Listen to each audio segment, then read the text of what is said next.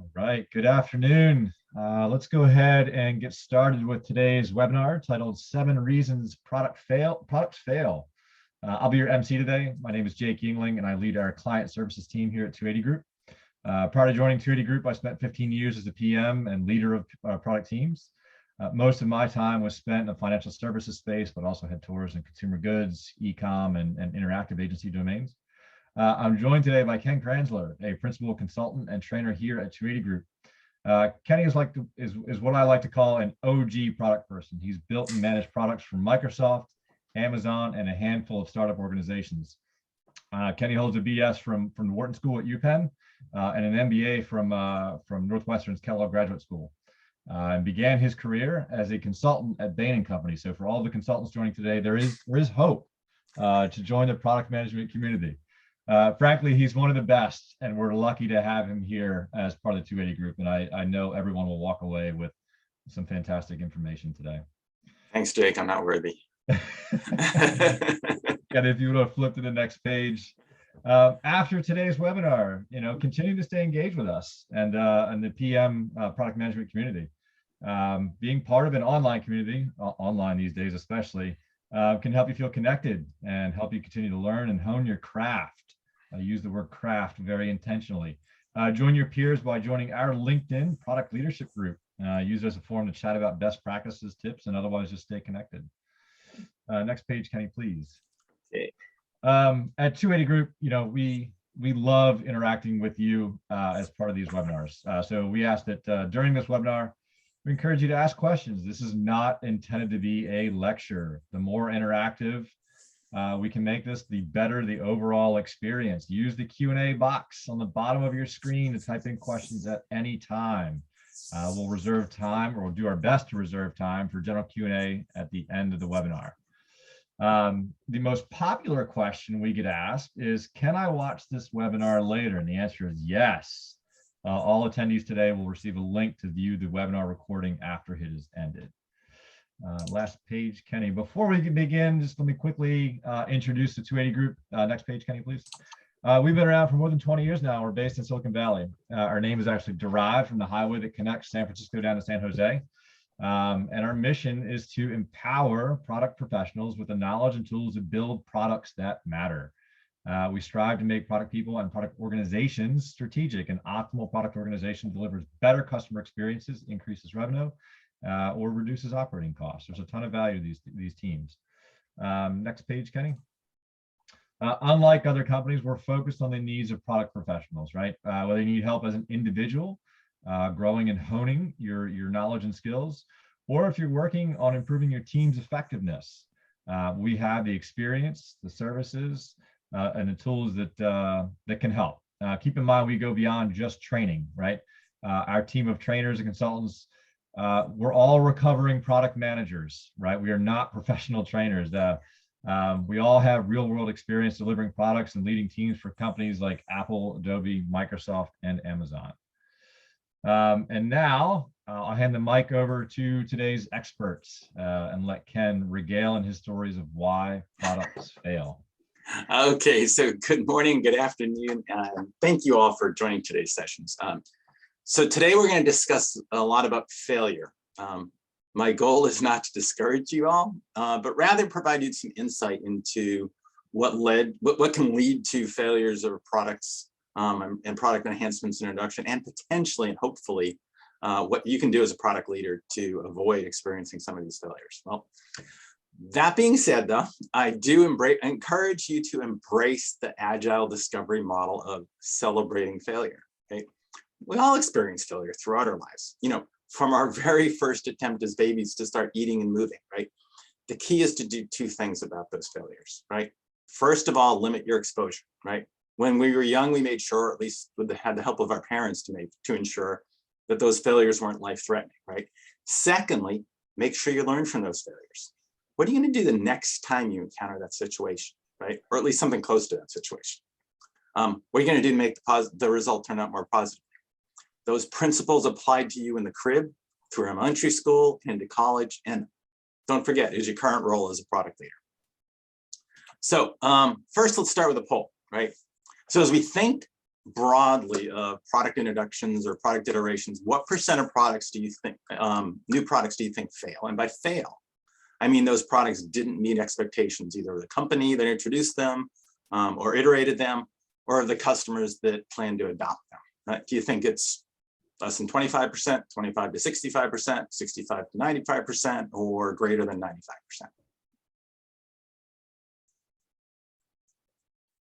And we will wait and see the scores come in. How we doing? How we doing, Michelle? Ooh, Yeah. interesting. So let's see. It turns out, let's see, folks said mostly between 25 and 65 and 65 and 90 with a sprinkling at greater than 90. Well, it turns out there's been a lot of studies around this, and the consensus is somewhere between 65 and 90%. So that's a lot of wasted effort, a lot of wasted time, and a lot of wasted resources by a lot of companies for an awful lot of failure. Now, so what do we do about it, right? Why is there so much product failure, and what can we do to make sure it doesn't happen? Well, I start with this graphic. It does a good, if somewhat humorous, job of getting at some of the root causes of product failures, right? And we tend to have a different viewpoint of what good or successful product is depending on our vantage point, right? And unfortunately, the opportunities for miscommunication abound in this process, right? Whether it's a clear understanding of what potential customers want to do with the product, or how we should go about pricing or selling or installing or supporting that product. Which one's your favorite of this one, Jake? I'm going to sound biased here. How the programmer wrote it. How the programmer wrote it. Okay. Yeah. Yep. I like the business consultant because I really want to sit in that hanging sofa chair there. It seems like a lot of fun. Documentation's always a good one too. We're really Yeah. good at documenting. Yeah, for sure. All right. So now to get to the root of understanding products and how to get our products to not fail and be successful. Well, first we need to understand what product failure is, right? Not all failures are catastrophic, where the product is pulled from the market and the company goes out of business, right? Most are partial, or what we call soft failures, right? So failure is really sort of falling short of the strategic objectives and key results, or OKRs, or metrics that we set for the product, right? And these objectives, they can be multidimensional, and they often go beyond just the financial goals for revenue and profit. You know, we may want to establish a new competitive advantage or provide new upsell for an opportunity. So one of the key components, unfortunately, why products fail is that management doesn't specifically define objectives or quantify what a success looks like. And if you don't define success, you're less likely to achieve it. And you may not even be aware of how the product's failing. So set out some strategic objectives when you first are thinking about a new product or a product iteration or whatever it might be. And they could be financial objectives. You know, those are the things like product or revenue or profit or cost reduction, or development objectives, right? These are some of the core project management based goals, including cost, time to market, reduce technical debt, right? Increase stability, reduce bugs, right? It might be things like buyer adoption or user adoption, right? From those perspectives, right? And the last one is some of these competitive, what we call competition objectives, right? How effectively are we meeting or exceeding versus customer offerings. So the key is make sure you set some of these objectives in advance, make sure you know what success or failure looks like before you even think about introducing the product or iterating the product. So now we've got sort of the ground rules set. Let's figure out what these 7 reasons are about why products fail and what we might do to reduce that probability, if you will, right? So the first reason for product failure is really a lack of customer research or customer insight, or at least the proper integration of an understanding of what the customer actually wants us to build.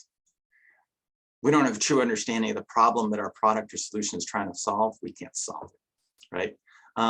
Product management is frequently described as what we call inbound marketing, right? This includes understanding the needs of the candidate customers, be they buyers or users that you're targeting with a product, right? And a customer need could be an existing problem or some new thing that they aspire to, right? So the key is the right product solves the most important problems and enables the most desired aspirations of our customers. Now, this market or customer understanding, right? It starts with the identification of these customer needs, but that's only the start, right? Each need needs to be quantified some way. It could be time, it could be cost, it could be errors, it could be emotions, right? And we need to start thinking about how we prioritize these needs by the customer demand and the urgency to address the issue, if you will, right? I caution product managers on reading that they're following the voice of the customer and taking that phrase too literally, right? Back to that cartoon we had before, customers may or may not be able to describe these needs. And if they're suggesting solutions, they're often not the right ones. You need to dig deeper to the root cause of a specific feature request that's coming from a customer. Get to that root cause, the problem or the solution that you're creating is actually addressing. So what do we do, right? Well, you can avoid some of this pitfall by using some of the basic market research techniques: observation, empathy interviews. Make sure you use active listening where you're not selling to the customer while you're trying to uncover the details that you want to know, right? If your product is built on a hunch of a potential benefit, it could just be a solution that's looking for a problem, right? Classic example here, Google Glass, right? Idea was novel, it was cool, it was neat, it was interesting. Didn't really serve any clear purpose, right? It wasn't clear what customer need that was out there that this was fulfilling, right? One tip for understanding if a product is truly meeting a customer need is adopt this, what we call a jobs to be done framework, right? In this framework, you understand what job your specific product is performing for the customer.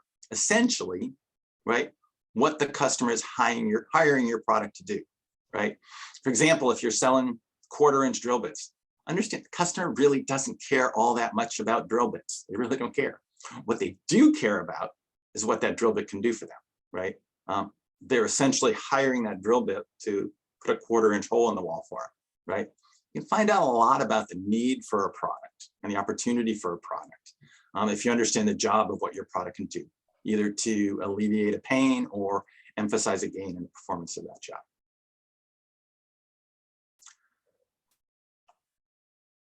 Second reason for market failure is that you've created a product for the wrong market, right? No product, no marketer can hope to please all customers. And by definition, we need to figure out what the right appropriate target customer of our product is, right? This is the essence of what we call market segmentation. We need to identify, create for, and sell to the segment of that overall market that has the most intense need, right? Or desire or means to pay for the benefits for our product or solution. So I go back to an incident of sort of poor market segmentation and targeting. In 2004, Coca-Cola took aim at a new market segment. They were looking to target 20 to 40-year-old males who like the taste of Coke but not the calories. These men, they found out from the research, were put off by Diet Coke's flavor and brand perception. So Coke created a product, or so they thought, just for them, right? C2 was a mid-calorie, low-carb beverage, and it was a massive flop. Despite a $50 million marketing budget, C2 languished among its target audience, right? It fell somewhere between Coke and Diet Coke in terms of taste and calorie content, at a time when the research, if they really understood this target segment, was showing that the American male market was into food and drinks with big taste, no carbs, and no calories. Plus, it was priced higher than the original drink. People weren't willing to spend more money for a mediocre beverage that debuted after the low-carb fad had already begun to fade among this target customer set, right? Supposedly, C2 was backed by a lot of market data about diet trends and male preferences. Where did it go wrong, right? Well, Coke forgot to ask the right questions of the right audience. The result was a drink missed the mark, and it cost Coca-Cola about $50 million in marketing efforts and an undisclosed amount of research and development investment, right? So make sure you figure out who you're targeting, right? Right, Jake? I've got a story to tell a little bit later in this. It's actually going to encapsulate problems 1, 2, and 3. So okay. So you'll summarize all three of these. Yeah, as I'm listening to this, Kenny, I don't know. I have PTSD. It's all three, huh? Yeah. We'll hold off then. We'll let you tell your story in a bit, right? So make sure you start. You look at your market. You figure out what segments, things like region, customer characteristics, vertical business areas, right? And once that market segment's defined, and figure out who the personas are for the buyer, the user, the influencer, and then figure out what the business potential is, and make sure you understand what those needs are, right? To avoid picking that wrong market, make sure you can satisfy that customer's needs, right? And identify that there are enough customers in that market who are willing to pay for your solution, right? your market research here will go to a long way in supporting your go-to-market strategy. Okay, so that's 2, picking the wrong market. Third reason for for failure is a lack of a value proposition.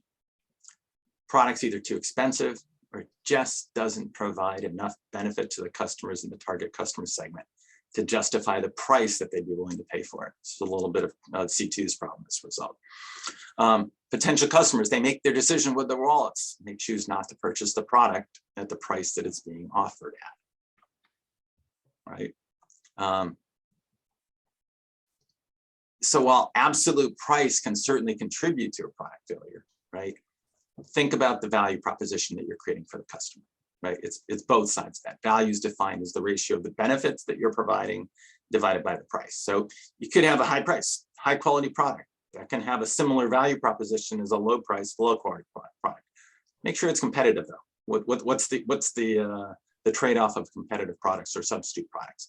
That competitive price pressure can start to pull down your price, even if your value proposition is strong.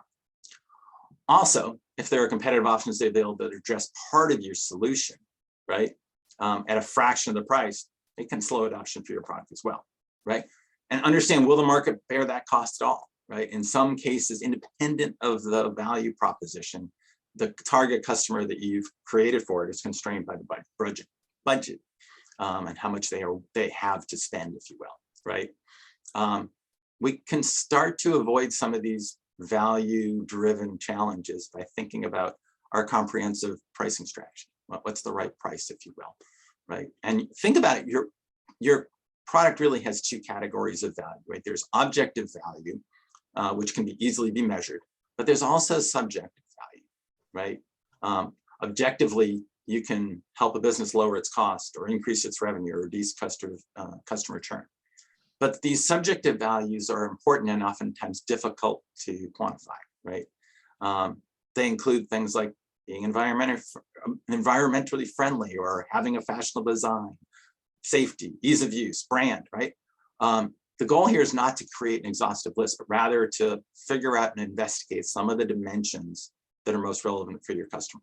Don't forget, if your product's missing a key feature that another competitive product has, you have to include the negative value associated potentially with that negative feature, right? So you want to tell your story, Jake? Yeah, so, and just before I get into that too, I think one of the things to highlight here too is, we talk about price a lot. Customers, they pay for it, but price is not the only, dimension or qualifier of value, right? Like time, friction, effort, all those things should be considered too.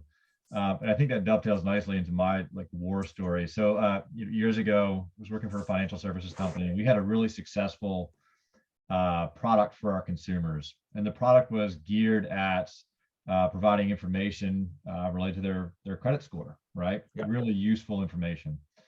What initially was geared at providing information to them ultimately became an acquisitions channel for this particular financial services provider.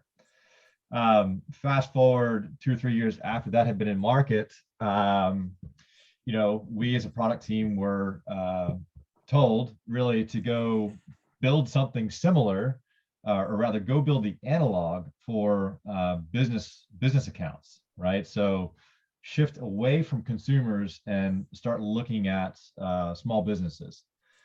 And so this was based on no consumer research, or hey, is there an actual problem to be solved here? Is there demand for this? Again, we were told to go do it. We were told to go build this thing that was absolutely going to be the next massive acquisition channel for this particular financial service provider. Fast forward, we got it built, and it was certainly not one of those build it and they will come scenarios. Customers were confused by it. They didn't know what the value exchange was. They didn't know why they were providing information about themselves, about their business, as to what they would get in return for that.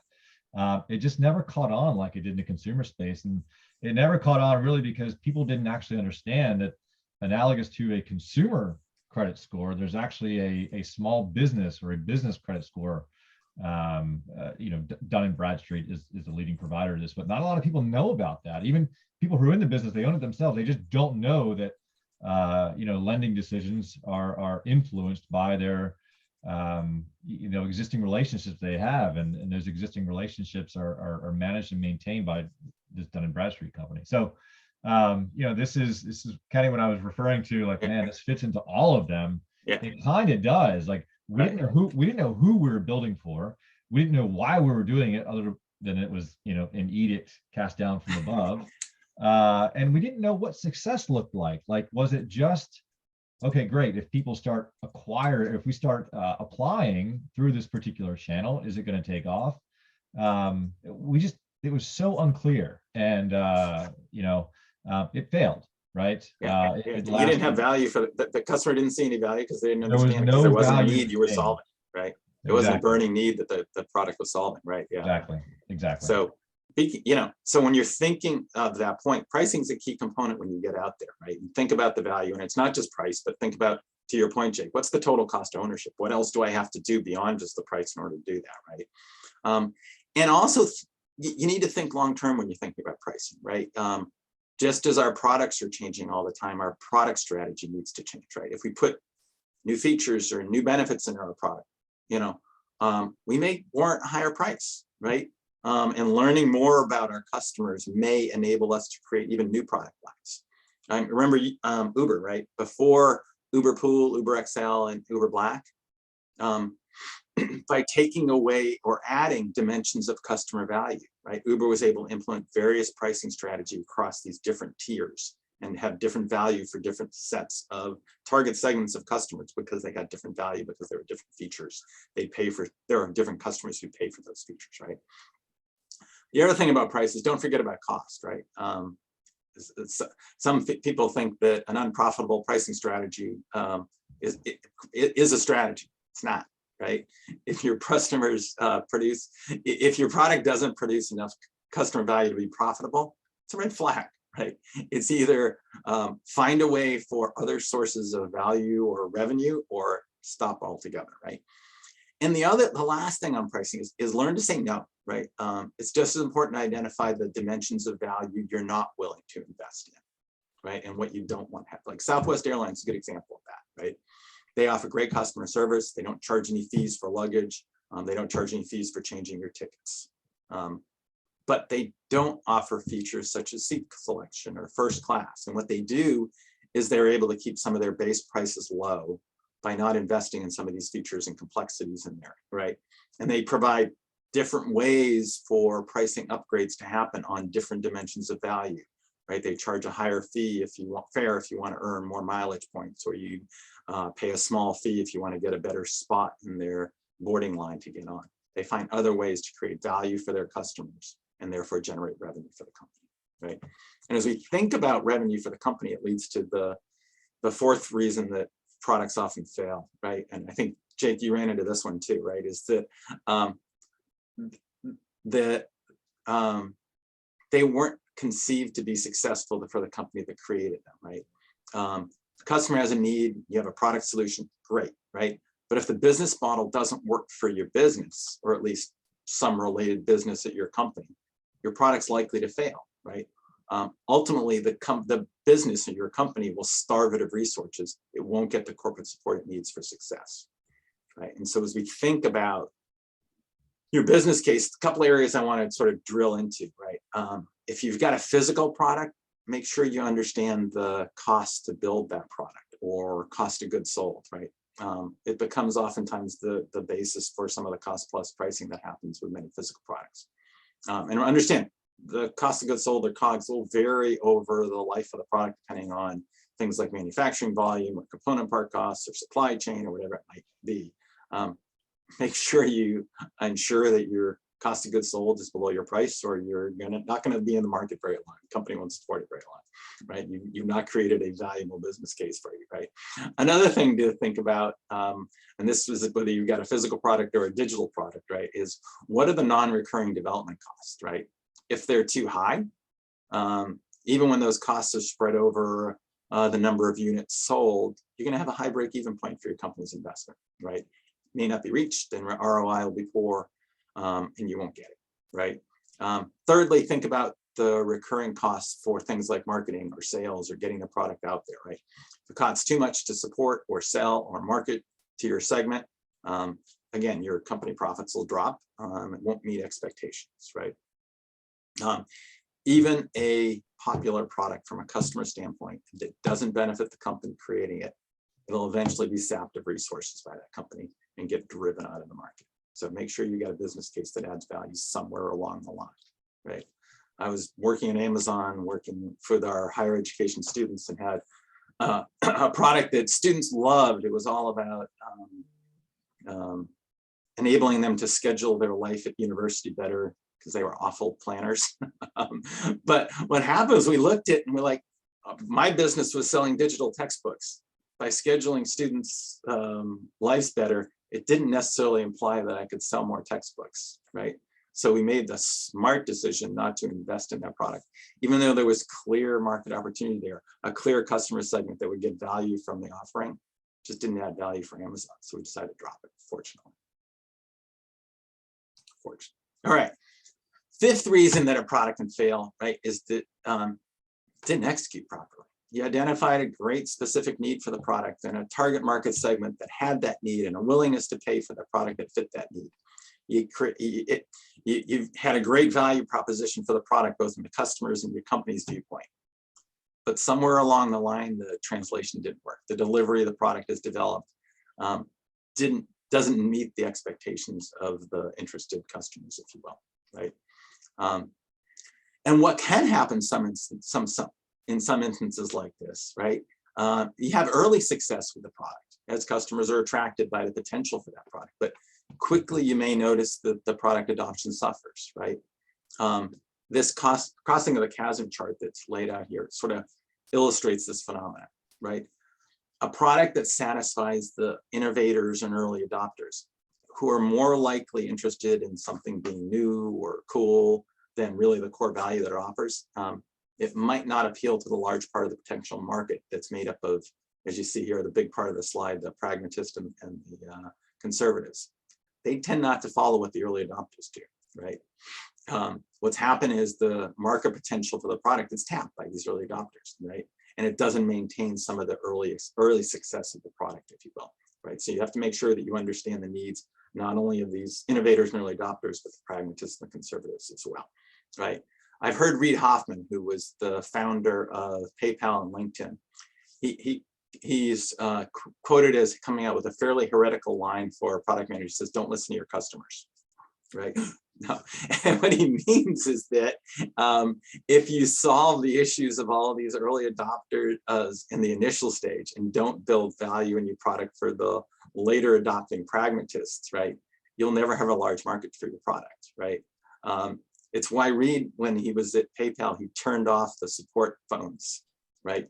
He didn't want to have his team optimize the product for these early adopters. He wanted them to understand what the core needs of these pragmatists were, right? And build PayPal for those folks so that they could build a long sustaining product for the initiative long term, right? I mean, Kenny, that's in direct competition, for lack of a better word, with the voice of the customer, following the voice of the customer, right? Like, yeah. So I guess the question is, right, like, when should we be listening to or more in tune with the voice of the customer, do you think? It's understanding who your customer is. Go back to that market segment and targeting, right? Is that understand who that customer is and what the customer you want to adopt is and what the large part of that customer segment is, the one willing to pay, right? Like those folks that thought PayPal early in its life were cool and interesting and neat and were willing to live with all the ugliness that PayPal had. That wasn't the general purchase folks that PayPal wanted to reach, right? So make sure you understand who the customer is and that customer is a large enough market that you want to attack out there. Yeah. A related concept to this notion of crossing the chasm and early adopters and those kind of things is this notion that we tend to hear a lot in product management of MVP or minimum viable product, right? So I'm going to create a second poll. We're about to talk about MVP or minimum viable product, right? I find that a lot of product teams struggle with this concepts. teams are either too lean and their minimal product is not, or they're too intense on either the minimum side of this or the viable side of this, right? They either are too lean in their definition of minimal, or they are too or miss the market opportunity because they include too much viability, if they will, in their MVP release, right? And others, they do okay at scoping and building an MVP, but they stop and they don't iterate beyond the minimal offering. So where does your company have struggles, or does it all work like clockwork for you? So we've got a poll that Michelle just launched for us.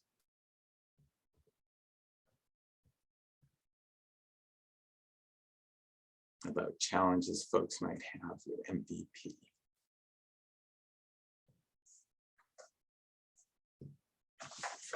Kenny, what I'm seeing here, Yeah. let's have a little bit of banter, right? We're too late.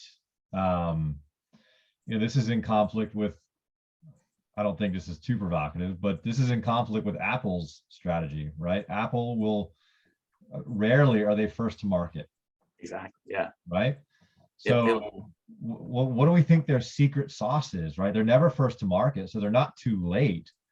But what are they delivering in their products that is able to help them sort of like leapfrog the competition, right? I mean, the obvious example is the iPhone, right? There were other devices. Yeah. A couple of things. They're fast followers in this instance, right?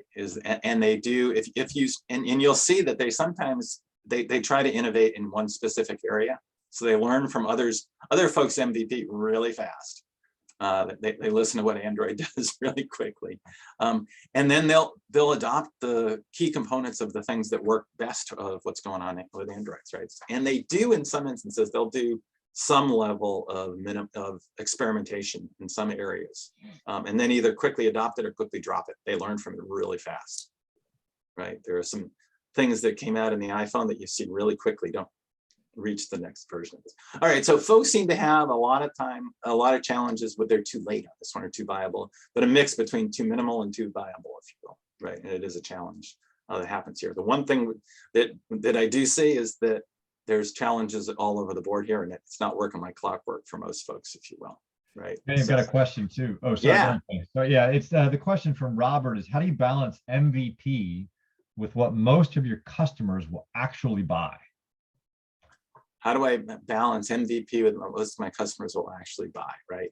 And I think it's really sort of an understanding, right? Go back to that crossing the chasm chart, right? At some instances, right? Is that your MVP may be a great product for those early adopters or those early pragmatists, if you will, right? So get that out to them, learn from them, figure out what they're doing, what they're not doing. And then don't forget to iterate, right? Because MVP is not done. I worked for some companies where we created a lot of MVPs and just stopped there, right? So learn fast, make sure you understand where you need to go quickly, pull the value that you can early on, and then enhance it later. The way I paraphrase that too is the target customer is not who the actual customer is, right? We get that wrong a lot, right? And so that's that quick pivot we have to make. Exactly, right? So as I talk about MVP, one of the things I like to share, right? And how do we do it right, right?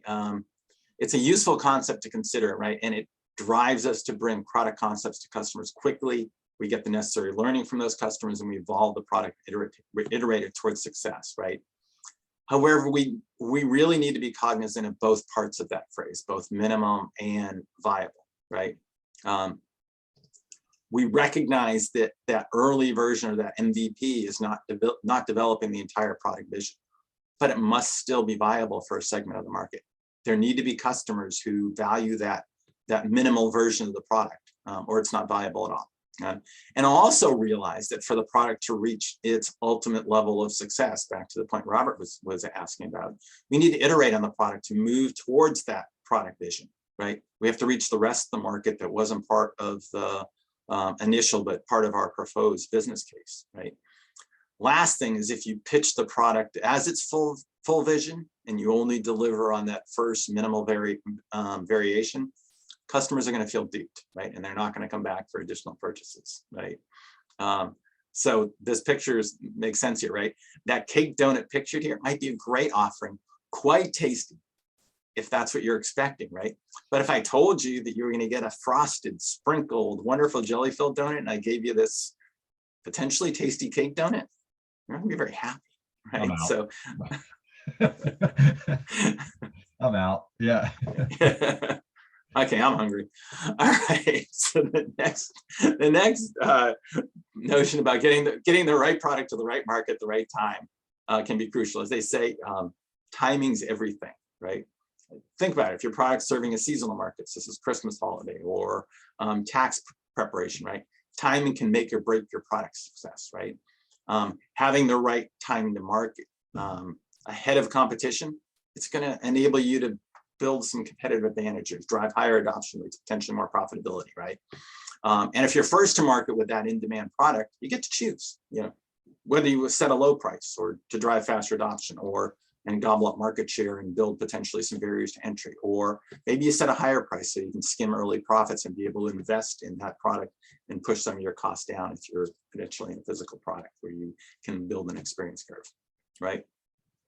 So getting there at the right time, but also make sure that you're not too early to the market, right? Think of the Apple Newton. It's a great product, right? We think about what some of the smartphones were 15 years later. It wasn't that much different. The problem was that there wasn't the technology to enable those things. There weren't 3G networks that allowed it to happen. It was way too early to the market. Great conception, but didn't have the right infrastructure to enable it to be successful. Kenny, there's a comment in chat Yeah. that I would also describe this as minimum viable product and minimum marketable product. And I would add a third, I don't know, descriptor in there that I've heard thrown around these days, the minimum lovable product. Yeah. There's got to be someone who loves it, right? Right. Yep. If there's not someone who loves it, they're not going to pay for it, and you're not going to get any acceptance of the product, and it'll just fail before it gets off the start marks. Check. So I said get to market fast, get there early, get ahead of your competition. But if you rush a product to market that's not ready, that can be disastrous too, right? And so a lot of companies, what they do is they overlook the beta or opportunity to really get validation of the product as part of the process, right? We need the time to assess that whole product readiness, as well as testing that product under potentially real customer conditions, right? If your product's launched in the market before it's ready, you start to erode customer confidence, and ultimately you'll limit the sales potential, right? Think about what a beta program looks like, or what an early release looks like, right? That it must include a full readiness assessment of the product features, the marketing materials, the operational readiness if you've got sales and support groups that are part of it, right? And actually in this phase, we're really testing two different things, right? Of course, we're validating that the product's ready for action in the wild, right? It means that you worked as you designed it, not just in a lab or not in a friendly test scenario, but in the end customer's hands. There's nothing like real customers testing your product to stress it, if you will, right? But also don't forget that this beta phase, if you will, is really also an opportunity to get some of the initial marketing and value proposition that you set for the product, right? Does the messaging resonate with customers? Is the positioning motivating to the potential market segments that you have out there? It's also a chance to start to collect customer success stories, right? That can set up some of your early marketing collateral or sales tools to see real customers having real evidence of value and impact of the product, right? And usually at the end of this sort of beta or test phase, if you will, there's a product gate, right? Make sure that the assessment at the end of this beta period is honest, right? Make sure that the product's really ready to ship. Make sure it's saleable, right?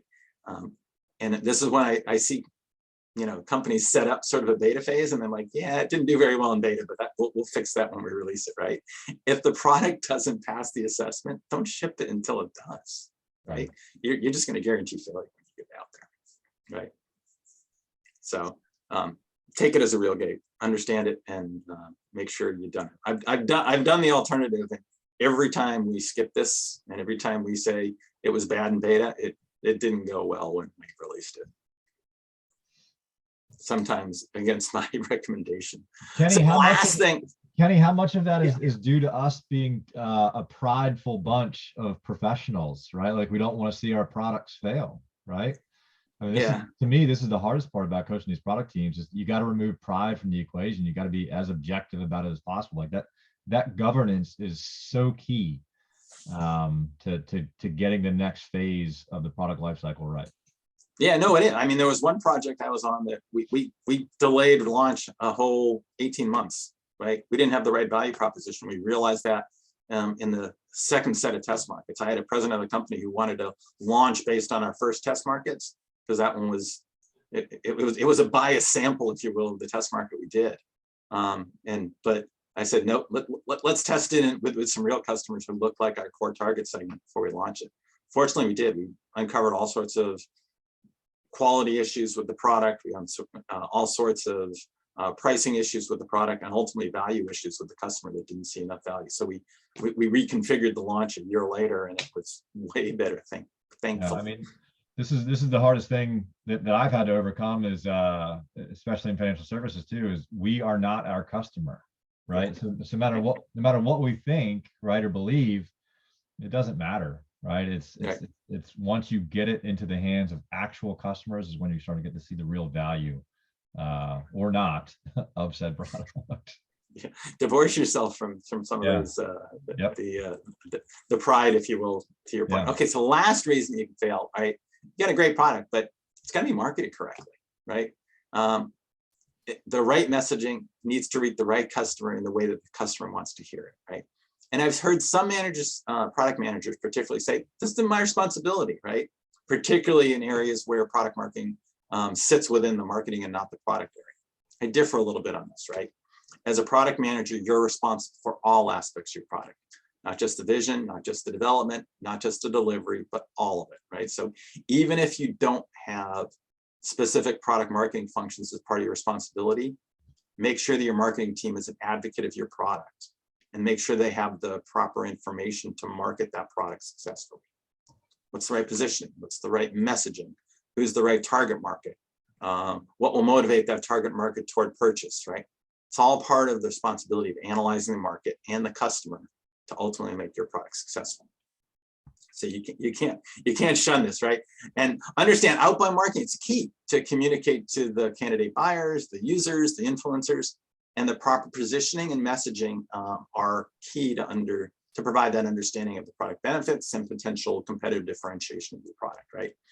And if your marketing plan is not effective at moving candidate customers through different stages of the buying cycle or the acceptance cycle, products can fail, right? And so we as product managers, we can set goals for each stage and implement the best methods to drive things like awareness, interest, evaluation, commitment to adopt, right?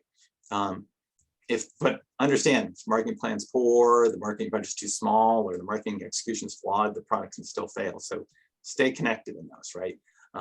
As product managers, we need to understand and monitor the cause and effect relationships of some of these marketing initiative conversion rates.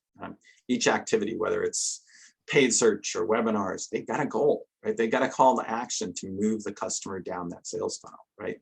Make sure you're working with your marketing team to look at some of the program executions and enable them to do constant experimentations and adjustments to that marketing mix over time to drive towards success, and understand where some of those challenges might be, right? And what the communication challenges might be. Now, living in a digital world, we have an additional opportunity to drive the success of our product, right? The product itself can generate additional growth and additional acceptance, right? You might ask how it does that. Well, each user that's effectively onboarded and is frequently using the product, they become an additional marketing opportunity. They can drive additional monetization of the product, or they can drive referral to other users, right? And so think about building your whole product across the product, some capabilities that ensure things like making sure that customers are onboarded effectively and reach that aha moment and get just the right learning to move them through the product and encourage some of that continued usage, right? Don't divorce, right? Some of the design and creation of the product is taking advantage of things like self-service or referral to start to enhance usage, to start to enhance engagement, and enable expansion of the product and its capabilities to related or partner users or other users, right? You know, think of Zoom and the fact that you're all sitting in a Zoom meeting and experiencing it.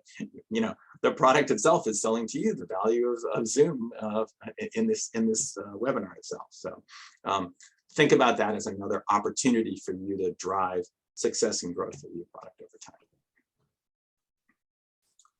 All right, so to summarize, right, a key to ensuring success with your product oftentimes is start with the end, right? Or as I learned in Amazon, right, working backwards. What does that mean? Well, it means starting with the experience of product delight that you want to achieve with the customers and work backwards to your organization to understand how you achieve that level of success, or pleasure, or enhancement, right?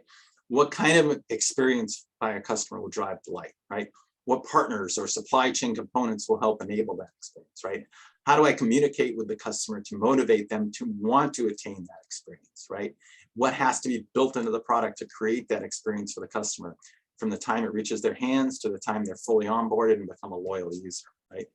And how do I communicate those requirements back to the rest of my organization? Make sure that they accept these as requirements and start to help me create a product ecosystem that delivers that customer delight to the right customer in a way that's valuable to them and the organizations, right? So in essence, that's what it takes to ensure your product doesn't add to the statistics of product failure. It's not an easy process or one for the faint of heart, but and that's why not just anyone can be a product manager, right? So while there are a lot of reasons that products can fail, there's also a lot we can reduce the chances of that happening, right? Failure is a fact of life with products, right? Just like scientists, we're constantly learning, adapting, and evolving our products to better meet the needs of our customers, right? The key is to minimize the cost and the effort in incorporating those failures, right? Could you learn with a prototype or a survey? And how do we maximize the learning from each of those failures to more quickly adapt our products and our product hypothesis and create better and better market acceptance? So when we finally launch the products, we have a much more successful, right? So before we jump into questions, let's review a recent product failure, CNN Plus, right? This much promoted subscription streaming service launched on March 29th, right? Just over 2 weeks later, on April 14th, David Zaslav, the CEO of Warner Brothers Discovery, he announced he's shutting it down, right? The near instant collapse of CNN Plus amounted to one of the most spectacular media failures in years, right? It was a $300 million experiment. It ended abruptly with layoffs in the offing and careers in disarray. So what happened? Well, I'd argue they likely violated all 7 of these principles, right? It launched to mixed reviews with low subscriber numbers. Vulture, a magazine in its generally unfavorable review, wrote that while it's far too early to reach any definitive judgment, CNN Plus in its formative stage feels something like the Quibi of streaming news. Lots of money has been spent, big stars are on board, but it's hard to figure out just what the service is supposed to be and why a large number of people will want to pay for it, right? The reviewer noted disapprovingly that CNN, despite its standalone subscription fee, did not include any CNN content either live or on demand, right? There likely wasn't really much demand for a premium 24/7 news at the time they were putting it out there. It wasn't necessarily a customer need, right? There was already too much news available for free. CNN didn't target a specific news-hungry segment with their offering. Price was too high for the content they offered. No value there, right? And even if it was accepted, there wasn't much money to be made from this, right? They were late to the streaming services game, and there wasn't much to attract even the potential news hounds if they targeted them. The only good thing about the whole thing was that Warner cut its loss quickly. Hopefully they learn from it and they'll evolve and move forward in what they do offer. So with that, thank you, right? That hopefully will help you not have failed products out there. Yeah, just a huge thanks, Kenny, for leading the session. And it's a tough topic of failure, but you kept it upbeat, and I just want to say thanks. Thanks for that. Thank you, Jake. Our hope is that you found even 1 or 2 nuggets of useful information that you can take back and apply right away, and hopefully head off an eventual product failure.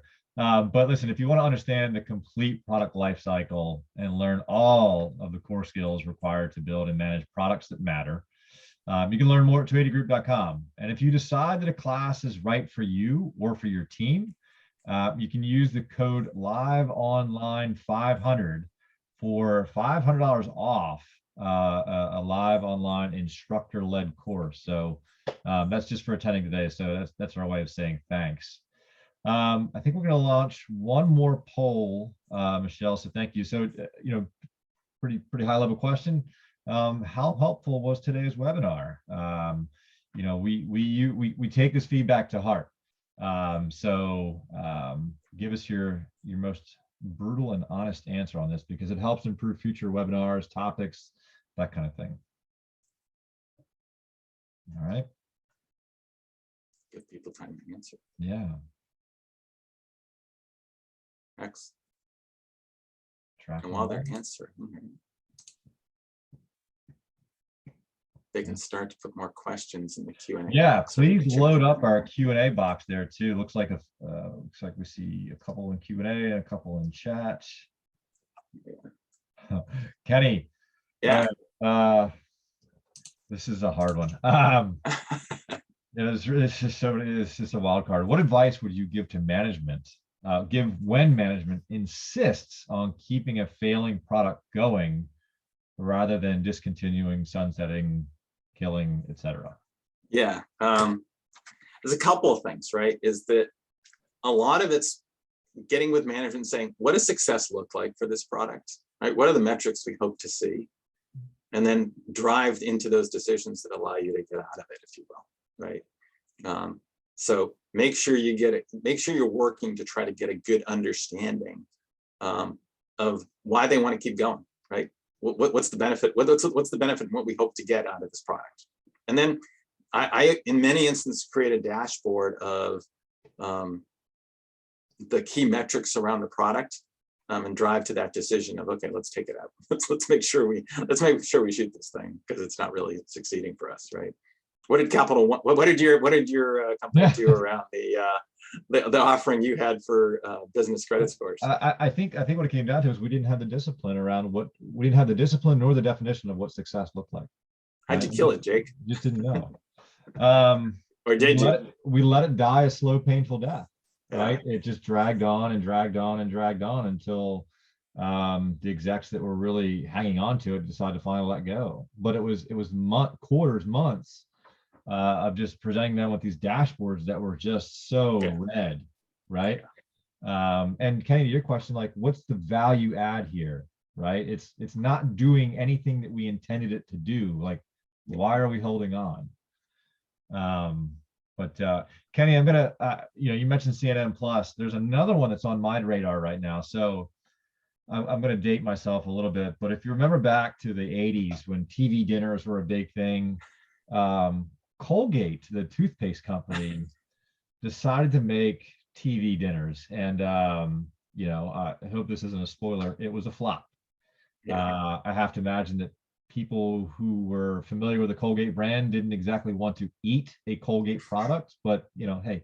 So there's another one that's on the horizon right now. And Tropicana, known for their orange juice, they are releasing a cereal that is intended to be eaten with orange juice instead of milk. I am waiting with bated breath to see the performance of this thing. Like, it's either going to be a wild success and spur a whole bunch of spinoffs, or I fear it might be the next iteration of Colgate TV dinners. The only time I ever put orange juice in my cereal was after a very long night. Yeah. And I wasn't very happy with the result. Yeah. It didn't cure the hangover, let's put it that way. Yeah, you're just gunning for efficiency, right? You're like, let me just do 2 of these things at once. Yeah. But yeah, it'll be very, very interesting to see how this thing performs. One last call for any questions. Oh, there's one question there. Is there any advice for highly technical software products, for example, engineering tools, right? Understand your target market for these, right? I've created products that are APIs and web services and all those kind of things. Start to understand your target market. Developers are a vibrant and interesting target market that you can figure out. And some of the same tools we use for consumer products and those kind of things, work with developers, understanding what they're trying to achieve, what they're trying to get done, what some of their practices are, is really key. And what I find is that folks jump to that sort of end component of what they're trying to enable with that tool and don't understand the needs of the developers that create those experiences for the end consumer, right? So even if you've got a very highly technical product and very highly technical world, you've got a target market that has specific needs. Work with them, understand them, talk to them. Okay. That sounds, Kenny, there's one more here too. What advice would you give when management insists on keeping a product going while also providing services for a competing product? Ouch. Yeah. Maybe get a new job. No, seriously. I have a point of view on this one. I mean, you know, I think you've got to ask management, like from their own perspective, what is the sort of competitive advantage or strategic differentiator that your product offers that the competitor's product does not?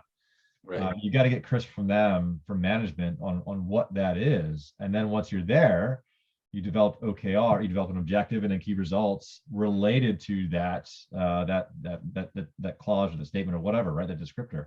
Yeah. And use that as a management tool to shut it down or pivot and keep going. Now, Kenny, what's your reaction to that?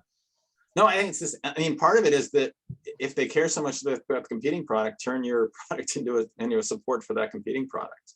I almost was threatened to, tempted to do that. I was back at Microsoft in the day, and Microsoft, I had a CRM product. Microsoft was competing, our office team was creating a bunch of support for Salesforce.com, which was my vicious competitor. And I was like, all right, do you want me to just help you? What's the value of Salesforce.com for our organization? And should we just create services for Salesforce.com with my team?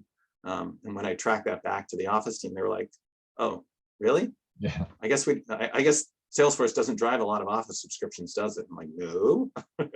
Maybe we should stop supporting it. It was a wonderful, compelling argument once I laid it out. There's this. I think this will be the last one, and this one's really interesting. It's related to PM interviews, and why do they always ask in an interview if a product, feature, or et cetera that you've developed has failed? What is the importance of having experience in decommissioning or sunsetting a product, and how would you describe the lesson learned there?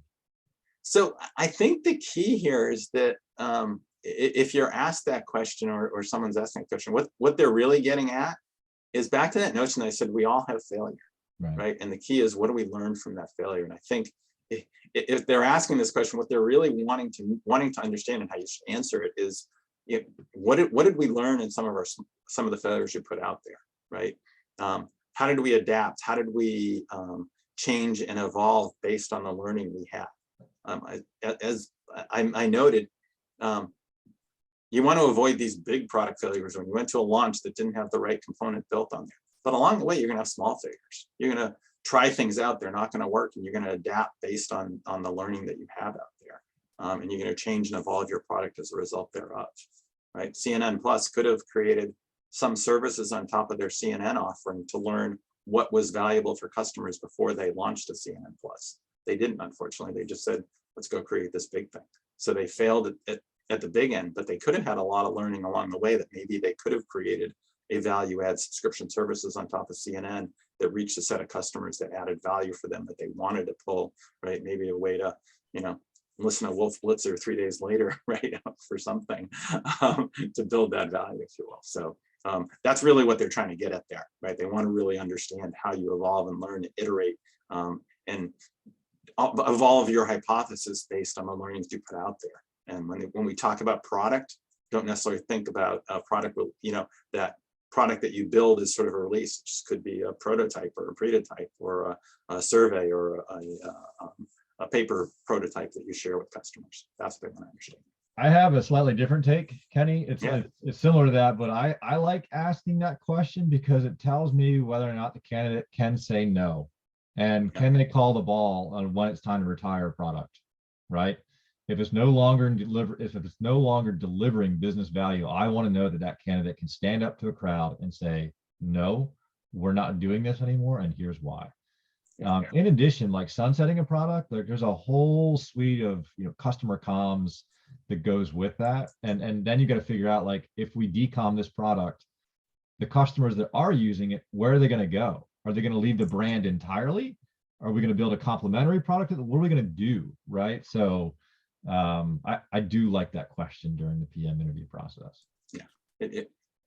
it's not to get at failure, it's to get Right. at what you do as a result of that failure. Exactly. Do you have a backbone in some instances? Good. Well, listen, I want to say thanks again to all our panelists, all of our attendees. A big sincere thanks to Kenny, and a big sincere thanks to Michelle for helping us facilitate today's webinar. We had a lot of fun. We hope you did too. And find us on 280group.com if you have any more questions for us. Thanks again. Great. Thanks, folks. Bye now.